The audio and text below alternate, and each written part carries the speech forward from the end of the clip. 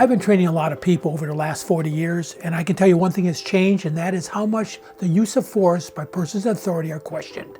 You have to have the right answers to the right questions, otherwise you get yourself in all kinds of trouble.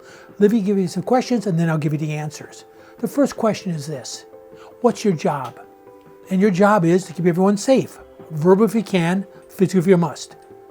You're in the safety business. Think about that. My job is to keep everyone safe, verbal if I can, physical if I must. I'm in the safety business. Now you remember that when you go into an interview, an interrogation, or into court, and he's going to shut down the person who's talking to you because he knows you have the answers. You know what your job is. The second question is also equally important, is that why did you do that?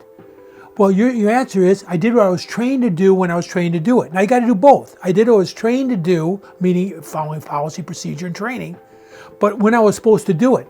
It has to have both together, but when you do that, guess what?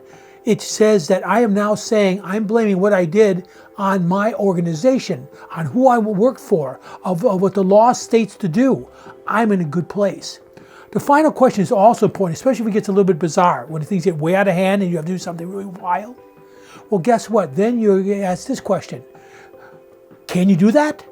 And the answer is not yes and it's not no.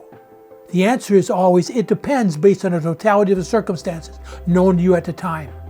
It depends. It's not yes, it's not no. It depends. And again, I can't tell you how many situations we're involved in that it got really out of control. I remember one situation where a nurse was being choked out from behind in a cleaning cabinet. And she was being choked out. She reached over, reached for a mop wringer, threw it back overhead, and hit the patient in the head. This is a mental health facility. Now let me explain to you very simply. I can't think of another time in the history of the world where hitting somebody in the head with a mop wringer is okay. But in that case, it was all it could do to keep her safe. And it was justifiable.